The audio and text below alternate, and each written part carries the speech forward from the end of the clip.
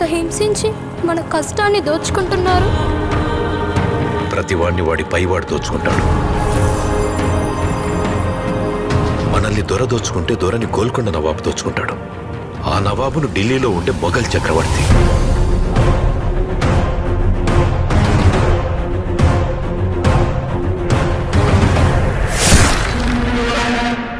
మన పైనున్న ఈ దొంగలందరినీ దోచుకోవడానికి ఆ భగవంతుడు ఖచ్చితంగా ఒకరిని పంపిస్తాడు.